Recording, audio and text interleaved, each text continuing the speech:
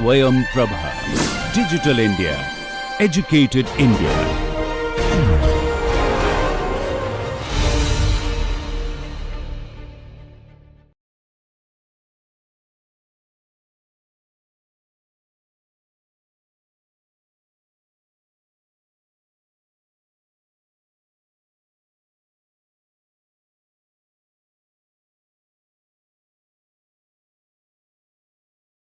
Hello and welcome to session 5 of Human Resource Management course.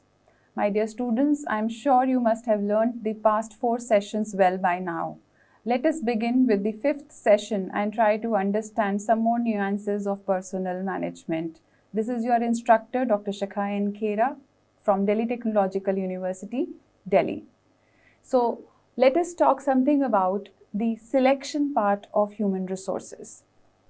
We have dealt with, in the previous session, the recruitment of individuals.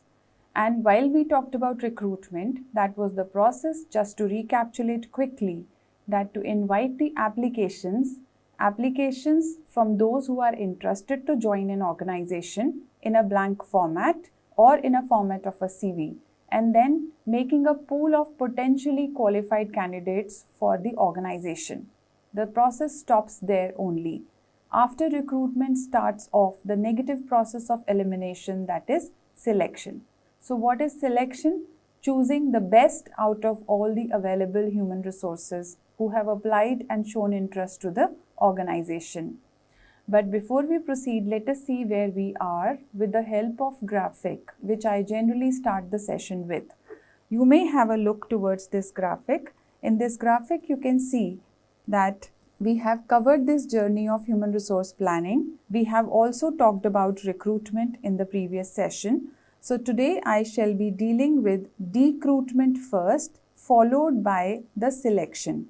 Thus, after completing this session, we will be in a position to have identification and selection of competent employees for the organization. That means by this step, we have a potential employee for our organization. So let's begin with decruitment. As the term is opposite to the term of recruitment, decruitment is the process of reducing the size of the organization's workforce, or we may say it is restructuring its skill base. It is used to meet the demands of dynamic environment. So students, why decruitment is required? Decruitment is required because we have those population with us who are aging population, who studied the phenomena which the organization works maybe very long back, 20-30 years back, and at that point in time, those technologies were different, and today probably those technologies are redundant. So as a result, we want to hire people with new ideas, who have new knowledge and who are very well versed with the current scenario of organizational functioning and also aware of business turbulence or volatility of external environment.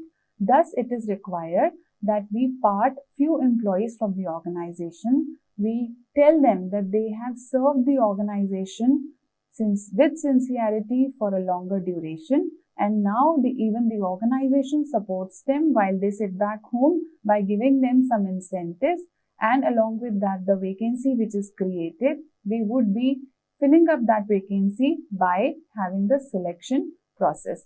Let us see what are different modes of decruitment. How an organization can separate the employees from itself while they are on the job. So these are few methods of decruitment. Firing, that is permanent involuntary termination of the employees. Why is it involuntary? Where employees do not have any say, rather the organization decides upon that the services of a particular employee are not required anymore. The second method of decruitment is layoffs. Layoff is temporary involuntary termination of employee from the job. So there may be some problem at the organization level. Because of that organizational problem, the services of employee are not required for particular time being, maybe 2 months, 3 months. This generally happens with seasonal factories because seasonal factories get raw material for particular season. Otherwise, they do not have raw material, thus their plants are not functional. So they lay the employee off for some time and take the employee back as and when the season arises again. The third method of decruitment is attrition. Attrition means stopping the selection process altogether, not filling any opening. Why? Because the organization may have some financial crunch. They are not in a position to pay to the employees, or maybe the organization doesn't have any new projects, so they do not have work for further employees. Thus, they go for the process of attrition. Then comes transfers. So, moving employees to job openings at different plant levels or different locations is transfer.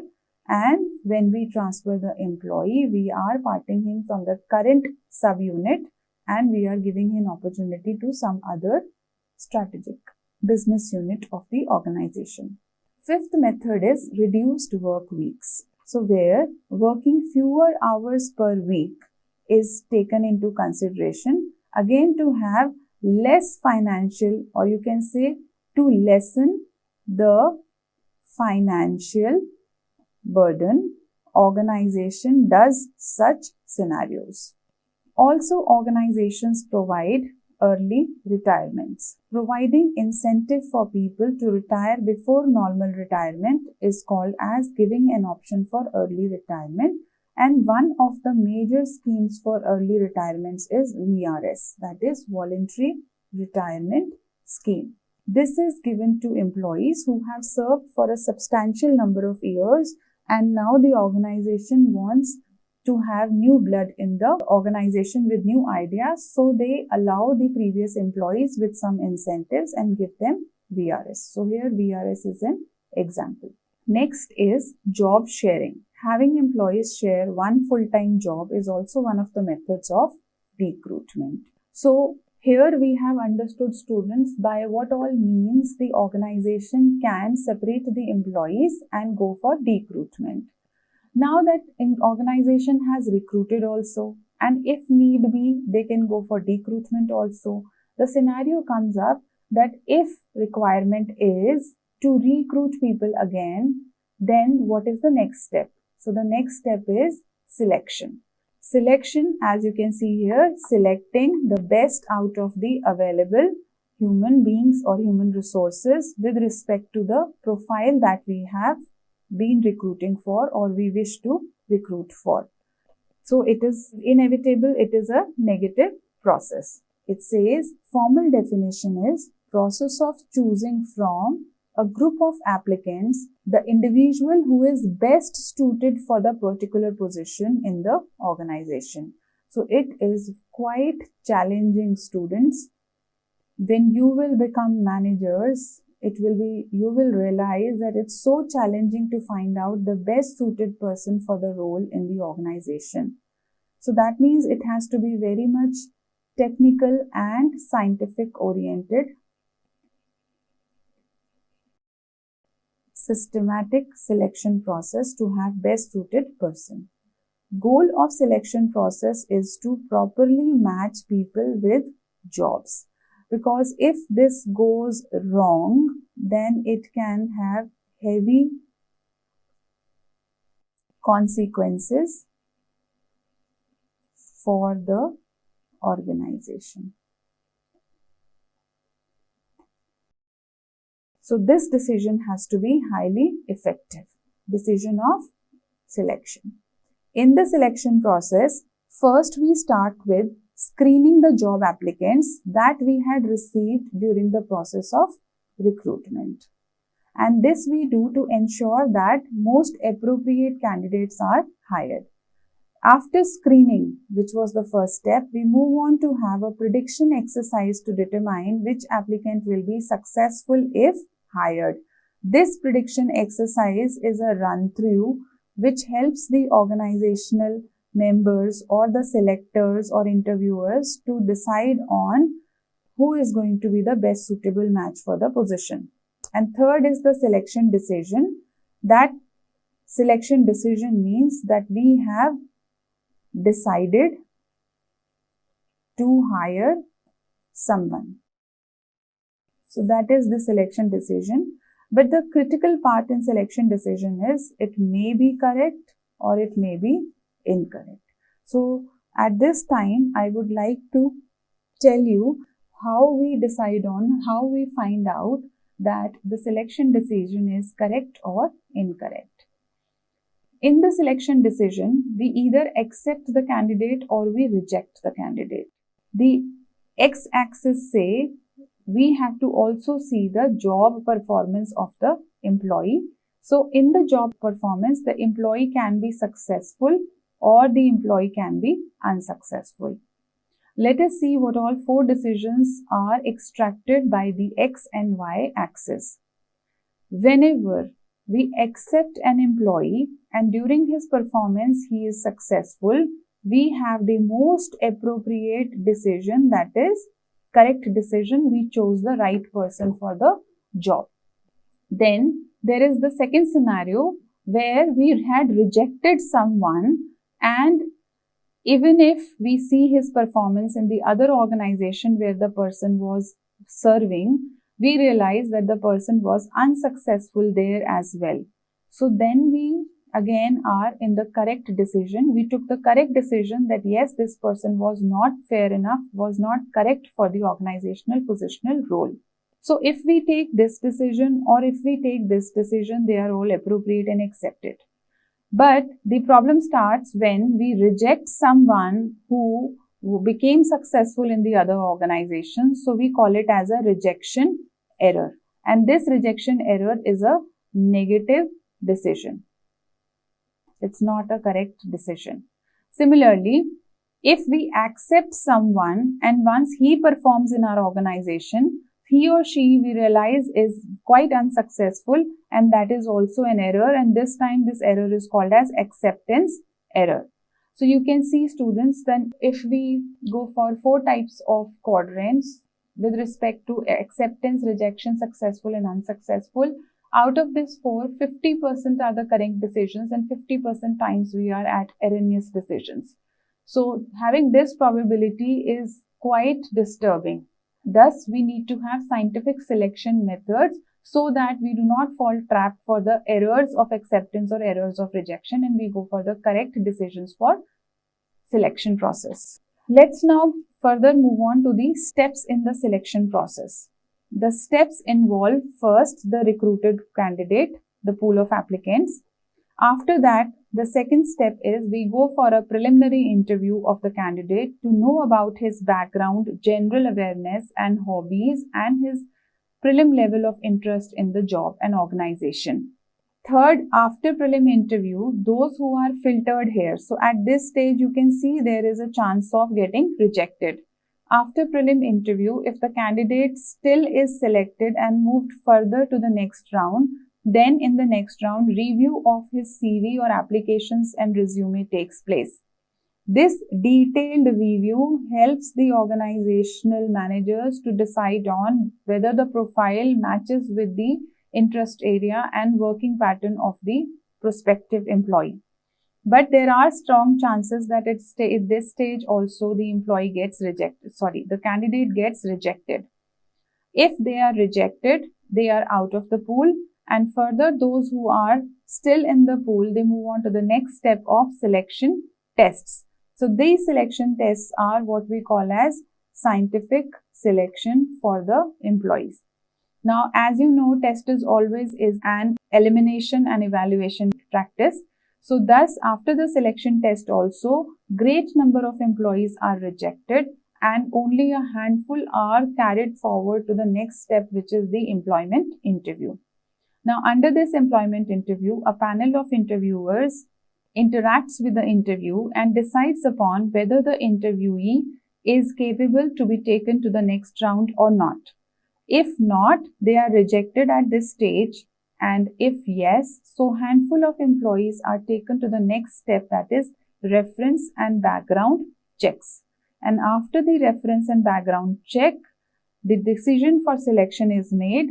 The decision for selection, which we took in the last slide, whether we are accepting the candidate or we are rejecting the candidate. After this decision, in few organizations, nowadays in majority of organizations, physical examination or what we call as medical test is done of the employees. Specifically, if there is a prerequisite in the job profile to have a particular set of fitness, and if the employee does not have that fitness, they are rejected at this stage. But if they qualify that fitness or the fitness criteria are quite relaxed, then in that case, the candidate is inducted into the organization and he becomes the new employee for the corporate life. So these are the steps in the selection process which we shall be discussing in detail. I shall be talking about some selection tests and employment interviews as well. So let us begin with the selection test. It is one of the tools used for shortlisting the long list of candidates appearing for a particular job. So here you can see shortlisting long list of candidate, and it is a tool. It is one of the criteria on the basis of which technical expertise of the candidate is judged under stress conditions. So basically during the selection test, what is measured? It is tried to measure that how sound the intelligence level of an employee is working. Because of course, if the person has reached towards this scenario, that means he is well qualified and he has information also. Now, having information, having educational qualification is not sufficient. How good are we to utilize this information appropriately at the correct time or the time when we need it is the test of measurement during the selection tests. We have varied of selection tests, out of which one of the most famous selection tests is the psychometric tests. So we shall be discussing few tests, and I will also have administration of certain questions which are asked in the test, especially in the aptitude test, to give you a know-how on when you appear for your job interviews, what kind of tests are administered. So let us see about the test. Now, before we proceed, a question arises. Selection tests, do they serve any fruitful purpose in sourcing the right candidate for the job? What is your opinion on this? If you agree to it, I would request you people to pen down 2, 3, 4 lines on this particular concept, that whether you agree that selection test is one of the right methods to go ahead for selection process. Selection tests, as we mentioned, are scientifically designed, so thus they have certain characteristics that should be there in the test. The first characteristic is standardization. Now, standardization means that test is, as we know, not administered only at one place. It can be a multi-city test also. So, standardization of test, of the questions, all the detailing should be common. There has to be standard operating procedure at all centers. If that is done, then we may say that the scientific method of conducting the test has been adopted. After standardization, we go on for the norms. Norms means frame of reference for comparing. These frame of reference for comparing an applicant's performance with that of other. So that has to be there in the organizational testing scenario, that we have fair comparison between the applicants which are potentially applying for the job. These norms again are to be standardized and they should be at par with the selection, job specification and job description. Further, the other characteristics that a test must carry include reliability, validity and objectivity. When it comes to objectivity, we mean to say here that the test has to be primarily with rational answers. There can be chances. Objective tests are generally the multiple choice question tests. So it is better to give multiple choice questions so that the students do not have that space to write unnecessary. Rather, they hit the right answer with the correct explanation that they can do in the rough work. The test also has to be highly reliable and valid. Now, what do you understand by the term reliable? Reliable means something which is consistent, which gives the same result over the time as well.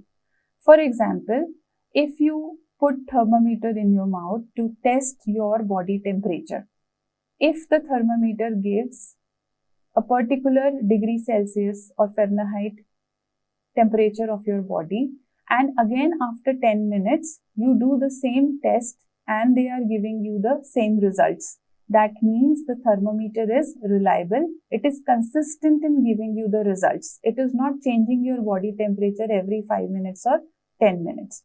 So this is reliability of a test also. The test when conducted at group A or with group B or group C, that is any number of employees, at different intervals also, the test is consistent in giving the result.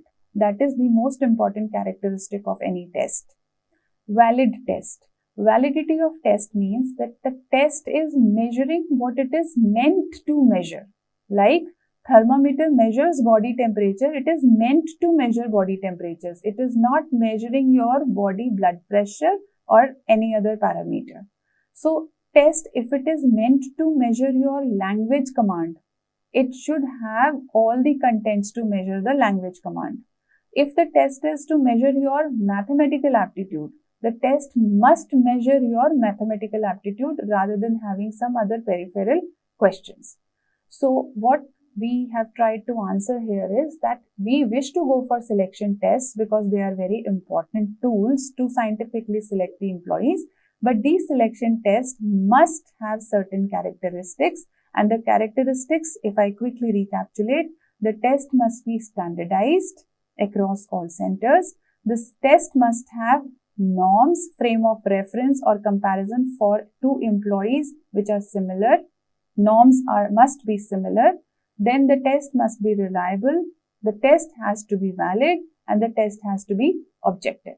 So by now, when we know that selection, what exactly it is, the selection process, what are the steps in it? Under the selection process, one of the steps is selection test, and selection test, what should be the criteria? Let us move further to find out what types of selection tests are available with the experts. So we have selection tests like cognitive aptitude tests. Cognitive aptitude means your mental ability test, your thought process. Cognitive is your thought process. So what is your thought process, your intelligence quotient, that is judged through cognitive aptitude tests. Then psychomotor ability test is the skill and dexterity test of body movements. Job knowledge test is about the information related to the job. Work sample or simulation test is regarding how you exactly practically perform a particular work. Vocational interest tests are related to different vocational works or jobs, and they are specifically seen by allowing the candidate to carry out the job on the interview or in front of the selection panel. Then comes personality test. So personality test is basically to find out what is your attitude and aptitude towards work. How enthusiastic or motivated are you to carry out the work, or you have a personality who's always cribbing and nagging, which may not suit the organizational role. So let us see these tests in detail, students.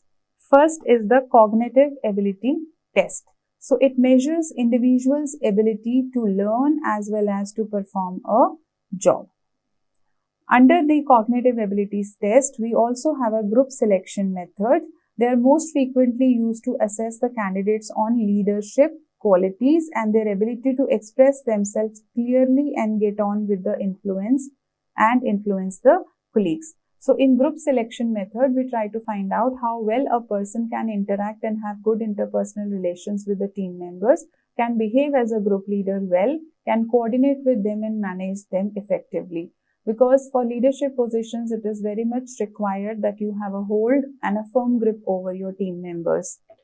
Under this group selection test, one of the first tests is leaderless group discussions. Under leaderless group discussion, the potential candidates are allowed to have discussion on a particular topic which is given by the selection team, and they are given free hand to discuss whatever ways they wish to, where no one is coordinating with them. There is no leader, no one is coordinating with them. They themselves are administering the test. By this, what we get to know that who has a leadership quality in the group, who took the command of the group of his own without we telling them that he or she is your group member or leader member. The second is command or executive exercises. Here certain exercises are given to the potential candidate to be carried out, and during these exercises the employee's intelligence level and his psychomotor abilities are also tested. Then comes group problem solving. Under group problem solving, the potential candidates are divided into different groups, and all groups are given different problems. So these problems they have to identify, and they have to give potential solutions or probable solutions which can help in resolving the problems. So by this also we get to know whether the individual is capable enough to address the challenging scenario during the stress situations. Now, the other category of test includes projective test. The projective test is these tests expect the candidates to interpret problems or situations. Response to stimuli will be based on individual values, beliefs, and motives. And thematic appreciation test is an example of projective test. Now, what happens in thematic appreciation test or a projective test? The potential candidate is shown a picture, maybe a graph, maybe a scenery, or maybe a scenario is given to the individual, and this individual is being asked to write a story about that particular image.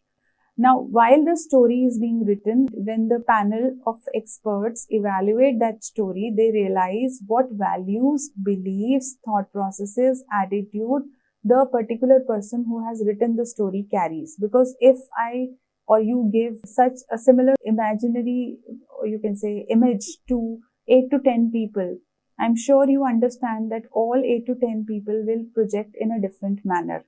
Someone will be who is very pessimist may reflect the story in a negative form. Someone who's very optimistic may reflect in a very positive form.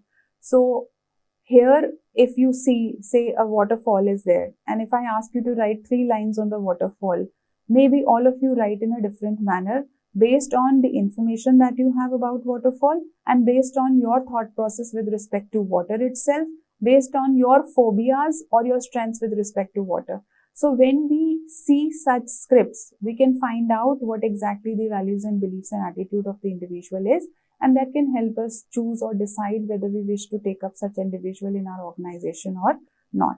So these are projective tests. As I just explained, I'll quickly read for again ease of your understanding. It is a test. A set of photographs are shown to the candidates. Then the candidate is asked to write a story on each photograph. The test evaluator will draw inference about the candidate's values, beliefs, and motives from the analysis of these stories. This is how projective tests help us understand the psychology of the person who is interested in the job. Then comes work sample test. Work sample test is the test which is required by an applicant to perform a task or set of tasks which is representative of a job. Such tests by nature are job-related tests, and they produce high predictive validity, reduces adverse impact, and more acceptable to candidates also. Now, what is an important term here for work sample test? The most important term here is predictive validity. Predictive validity means that we are more closer to making correct decision. So thus we say that these particular tests have more predictive validity. Second strength is that they are very much acceptable to the applicants. And third, they are job related. So students' work sample test actually give a first-hand experience to the candidate also to perform the job, and gives an observation, real-time observation to the evaluator also, that how the person will perform when actually dashed into the job. It is highly acceptable by the job applicants because they are happy doing the job they are interested in, rather than they want to go for any kind of selection interview or test, because they feel that we have this skill of carrying out this work, so kindly get us tested on the skill itself rather than asking some other peripheral questions. So work sample tests are also very accepted and beneficial tests. Generally they lead to, I am not claiming anything, but generally they lead to correct decisions of selection process. Let us also read some more advantages of work sample tests. So it is beneficial for those who are better in their conceptual or technical knowledge, but are not able to explain properly when they are put under stress conditions of interview. As I just explained, it helps them showcase their skill at the ground level. It is easier to determine the value of the test than it is to evaluate other selection devices such as interview, because interviews are somewhat subjective in nature and selection tests, as we discussed, need to be objective in nature. So it is easier to determine the value of a test. Value here means what marks are you giving to the individual and then making a rank order out of it. Tests tend to be less subject to bias and provide more objective methods. They uncover talents and potential which are not usually detected by other selection techniques. So these are certain advantages of having test as a selection tool in comparison to interview as a selection tool. But certainly there are certain limitations as well. So the limitations for the test include unfair rejection of the candidates, which we have already studied as a rejection error. So there are greater chances, almost 25% chances, that a rejection error takes place as per the quadrant that we discussed a couple of slides before. Now, tempering of test responses that can be there, it is nothing but an ethical issue. There can be certain agencies or individuals who do not showcase high commitment towards the organization, so they may go for the ill practices like tempering of test responses. Poor quality of test administration, if the two characteristics of the tests are not followed, that is standardization and norming of the test. If we do not follow them, then of course there is always a poor quality of administration. And finally, invasion of confidentiality of test question, that is also an ethical issue, which can only be curbed by inculcating high amount of organizational citizenship behavior in the organizational employees, that they remain committed to organization and do not fall trap towards any ill practices. Now further, the next test that we wish to study are psychometric tests. So basically, psychometric tests are the tests which measure the personality traits of an individual, which measure the work aptitude of an individual. And these psychometric tests are highly in practice in today's time. Organizations use these tests to select employees and they rely more on results of these tests than they have on technical interview or technical tests. Because generally organizations have understood in today's time that if someone is not skilled, he still can be skilled when he joins the organization by imparting some training to them. But if someone does not have right work aptitude, it is very difficult to inculcate that aptitude and attitude towards work. So psychometric tests are very important tests from organizational perspective. They measure the aptitude and intelligence. They also measure the personality, and they have questionnaires related to interest and preference of the individuals. Under the personality measures, they generally go for, the personality tests go for big 5 personality characteristics, like what is the agreeableness level of the employee or potential employee. Agreeableness means that how good-natured, cooperative, soft-hearted, trustworthy, trusting and tolerant the individual employee is. Second is extroversion, whether the person has the capability to express himself in public. So if this expression is there, then only he can have a role of liaison or manager, networking, spokesperson, disseminator, etc.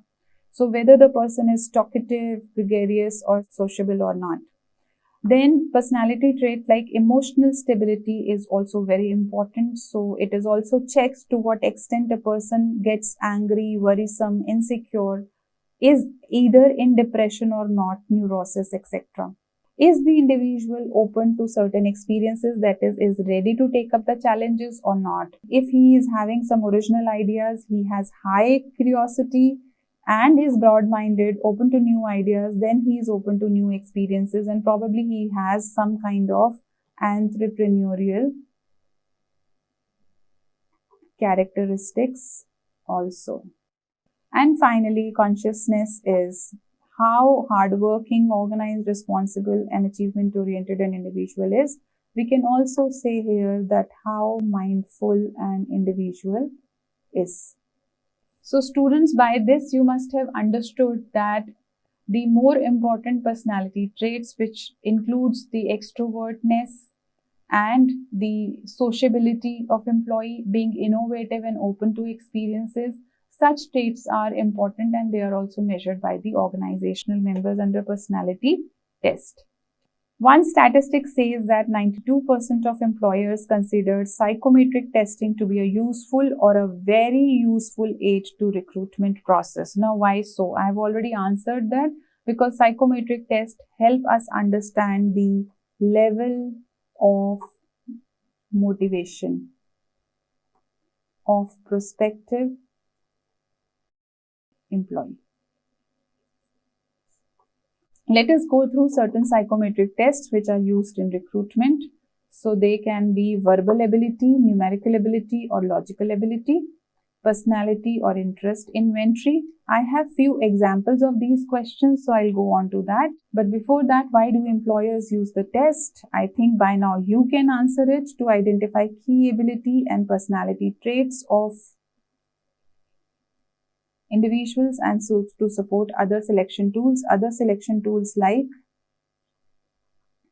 interview tests are conducted.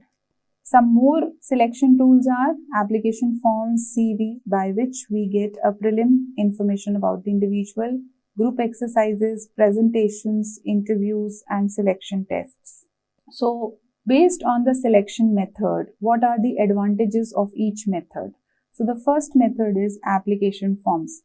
It is good for checking facts, demonstrating written communication skills. So you can have a fair idea on how individual is, how much individual's capability is with respect to these fundamentals. Then comes interview, which is the second method. It is good for oral communication, quickness of thought, and personality.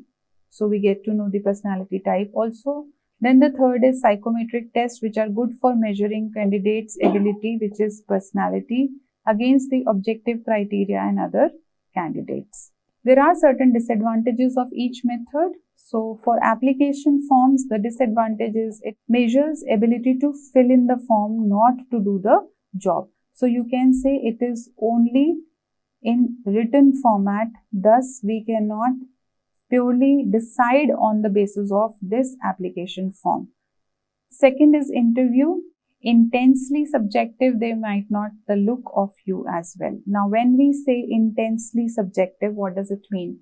Interview is intensely subjective means purely based on the interviewer's opinion about how you carry yourself, how you speak, what information you carry. If the interviewer likes that, he may go ahead with it.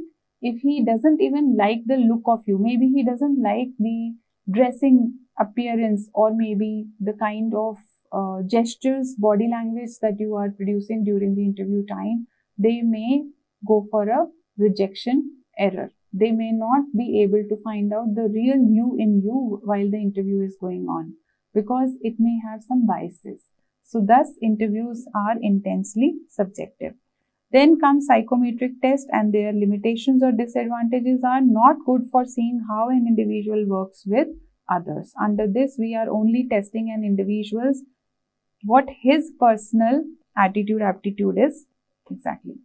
Further, the characteristics of the test or ability or aptitude test are: under the exam conditions, usually timed, right and wrong answers, and unusual to finish all questions results compared with norms or groups.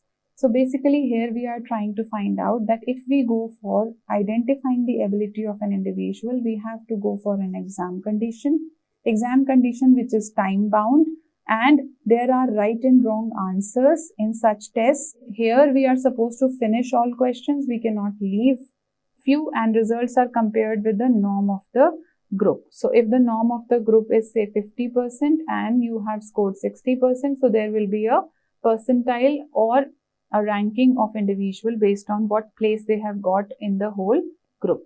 Now, as I mentioned to you that I have few specimen questions for you to administer.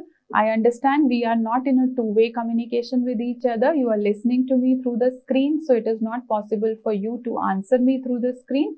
But I will give you sufficient 5 to 10 seconds to think over the question and I'll then show you the answer. Meanwhile, you can write the answer in your notebook and see whether you could crack that question or not.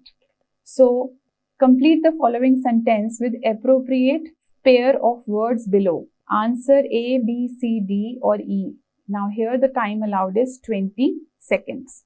The question says, early dash of hearing loss is dash by the fact that the other senses are able to compensate for moderate amount of loss so that people frequently do not know that their hearing is imperfect. So whether it is early discovery and indicated by, early development and prevented by, early detection and complicated by, early treatment and facilitated by, early incidence and corrected by. Here you have your 10 seconds to think over it quickly. I am sure students you must have thought by now. Let us see the answer. Answer is C. So it means that early detection of hearing loss is complicated by the fact the other senses are able to compensate for modern amount of loss. Let us go for the next question. Which number below is 1/4 of the distance from 5.1 to 5.3? Time allowed is 40 seconds. Okay, let us find out the calculation. The 1/4 of distance from 5.1 to 5.3. So here it is answer B. Let's move further. The driving time for a 100-mile trip from Townsville to Cityville was 2.5 hours. You can note down this figure. 100 miles, 2.5 hours. The return trip was made by the same route but at an average speed that was 50% faster. What was the total amount of driving time for the entire round trip? Now, since it is little tricky, you may take a little more extra 10-15 seconds. Fair enough. Let's move on to see the calculation part here.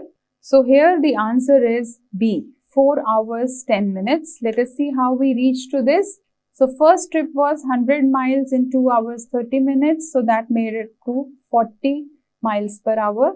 Second trip was 50% faster. So that is 60 miles per hour. And 100 miles at 60 miles per hour is 1 2/3 hours. That is 1 hour and 40 minutes.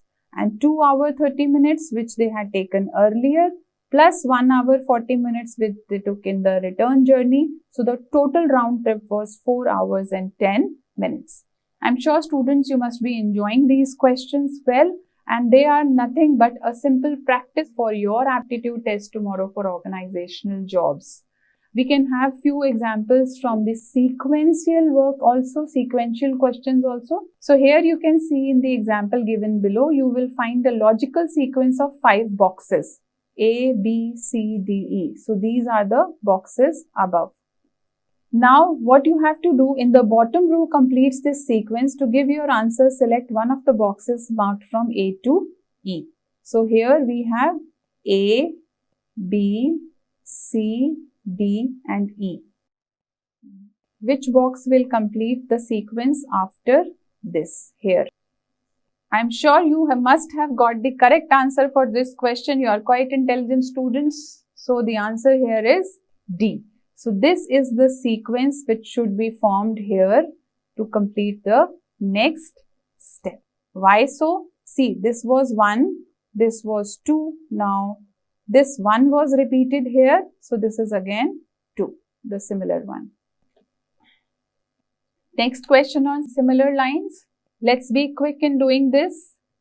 Okay, so answer is here B. So how did you perform? Which emoji suit you well? I really wish that you people performed very well and you are coming up with smiling faces. Let's now move on to further on characteristics of the test. So different tests have different characteristics. Personality or interest inventory tests are not usually timed, as we already saw the attitude and aptitude test, which were timed ones. There is no right and wrong answer in personality tests. They contain internal checks for inconsistency in the answer, and by these internal checks for inconsistency answer, they derive some conclusions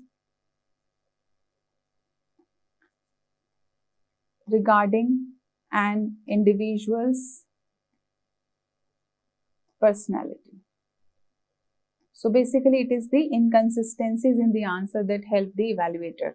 And the results are in the form of a profile that should be shared with the candidate, so that candidate also understands his own thought process, his own personality. So this is an example of personality or interest question, where it says mark the statement most like you and the one which is least like you. Since it is very subjective, everyone will give different answer. Only thing which is required is the justification. If you can justify your take, then you can be selected. So I don't feel that time is wasted on planning. I feel uneasy in the company of unconventional people, and if I am annoyed with someone, I don't show it to anyone. So you have to choose which one is most likely of you and which one is least likely of you. Similarly, we have certain statements which are in pair, and you have to take up a statement from each pair which best describes you.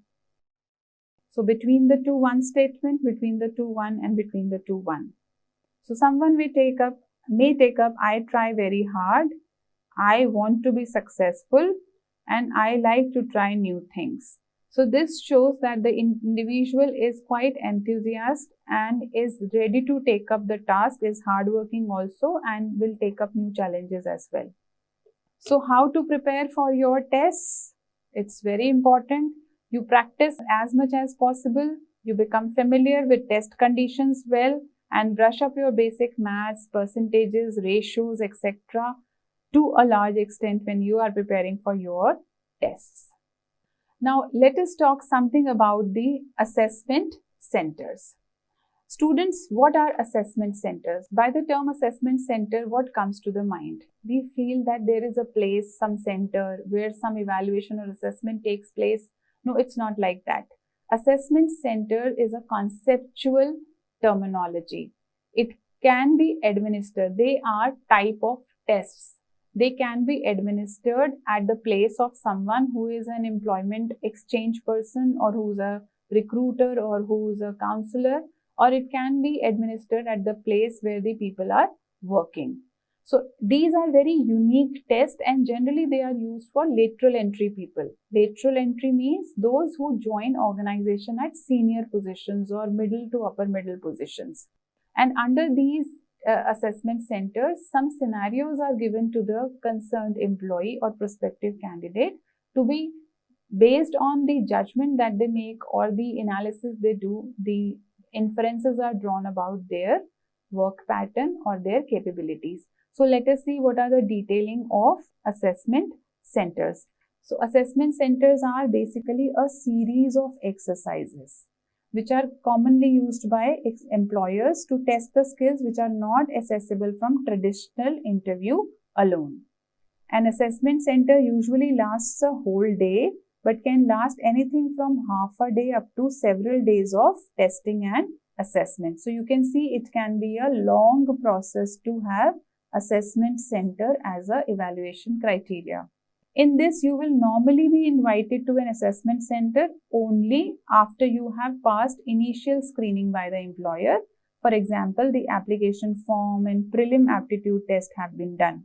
The assessment center is usually for final hurdle in the recruitment process and is where the employer really puts the candidate through their paces. So it is quite a challenging test. Designing and running of an assessment center takes a lot of resource and time from employer. So they put through only shortlisted candidates whom they think are real chance of being right for the job. So they are only exposed to the assessment center exercises.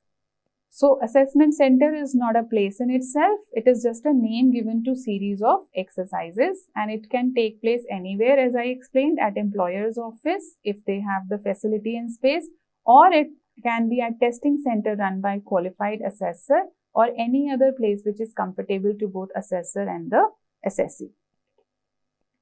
So here I'm just giving you an assignment you can do at your own pace. A large business wants its HRM recruitment staff to specify the quality of recruitment service they will deliver to departments and to establish service level agreements for recruitment.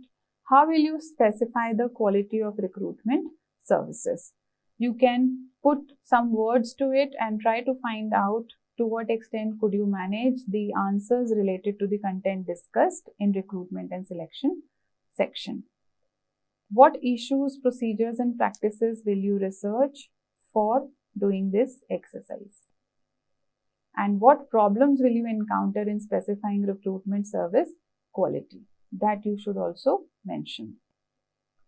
Finally, how can service quality be defined in terms of functions and activities to be carried out, and the potential strategic contribution of recruitment to organizational success and changing culture?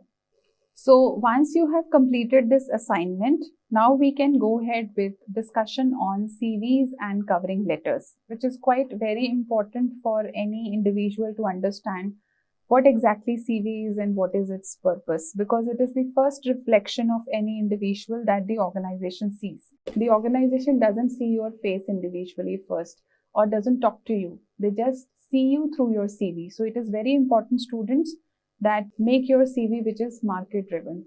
So in the market, it is very competitive. In today's scenario, organization might receive up to 100 applications per vacancy. You can see how much is the competition. Typically, only about 10 to 15% gain a call for interview, which is a big question mark. You don't get a second chance, always remember. So you have to be very much careful in the very first go when you give your CV. So some of the CV facts is that CV should be that much page long. No, it's nothing like of that sort. CV should be in chronological order. CV should include referee's name and address. It should include your certain demographics like date of birth, nationality, gender, marital status, etc. CV takes days to write and minutes to read. Let us see how many of these are myth and how many of these are genuinely required to have in the CV. So CV can be of three types: standardized CV, which can be utilized for multiple purposes; skill-based CV, which is very professional, related to particular job; and academic CV, which is for academic work only. So the first thing is self-assessment. What have you got to offer to the individual? That is very, very important. Organization is very much interested in knowing that what exactly is your educational qualification, what is your work experience, and any activities or interests that you have. Your work experience also includes any small live project that you have done during your schooling or during your college life, or any summer or winter internships that you have done. This will also be part of your work experience. Then under education, as I mentioned that you have to write down your education, activities, interest and work experience. Under this, certain category of information which is to be given is, in education, any presentation or seminars you have attended, you can write. Work experience, like were you sales executive somewhere or any other profile that you have administered in your previous job, and activities like badminton club, travel, or etc. You were secretary, you were occupying a position in a club, etc. So 3 advanced suggestions which are very much required to be in CV are: use strong words, quantify anything that you have done in terms of the job done and the time taken, and stress on personal involvement in things that you have administered, not as a part or member of a team. Rather, write down the role that you performed in that team. So that is your personal involvement. Now, how to use strong words, quantify and personal involvement? Let us have some examples of that. So words like created, started, managed, designed, and devised. Not like my project was a study of local theatre. So you don't have to project it in a third person. You are supposed to write it something in a strong word, like you can replace this statement as I organized an extensive survey of student use of local theatres. I arranged interviews with students, analyzed the results and presented the information to my tutor. Here what is seen is your personal involvement. And here it is seen as if you were part of a team, but what you performed is not really clear. And the second characteristic of CV was quantify after strong words. So this is reflection of strong words in your CV. I organized an extensive survey of student use of local theatres involving over 1000 questionnaires. I arranged interviews with 80 students, analyzed the results using Microsoft Excel and presented the information to my tutor. Here you can say that the quantifying of characteristics is also included. And the third is stress on personal involvement and result. So rather than we organized a charity fundraising event, you should write, I was responsible for the publicity of a fundraising event which involved negotiating advertising with local companies and arranging posters on campus. We managed to raise this much for over these many number of students who attended. Now, just tell you quickly about key skills requested by graduated recruiters. I'll take up few randomly from these. So they want drive and resilience. They want teamwork, collaboration. They want someone who is commercially aware. They want self-managed and leadership positions. They want someone with problem solving and analytical ability as well. Core skills that employers look forward to include the skills already discussed, but one of the most important skill here is working under pressure along with these skills.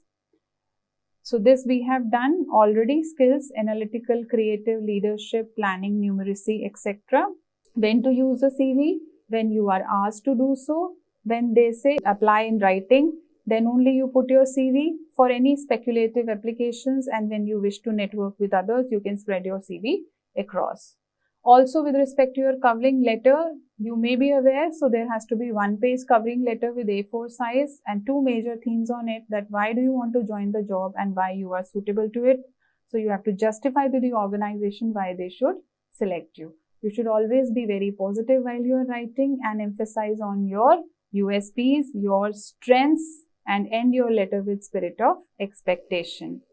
This is the recruitment selection model, students, wherein we have already discussed these application blanks and various tests.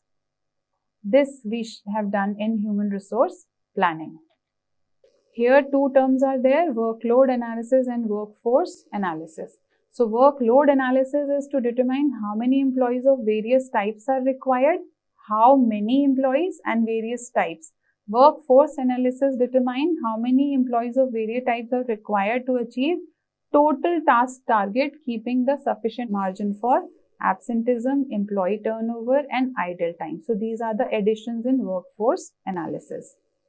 This is the quality of selection devices and predictors. You can see to it that for senior management, you can go for application form and you can go for assessment centers. You can go for verification of application data and interview. You can rely on these methods. For middle and lower management, highly reliable method is assessment center and then interviews.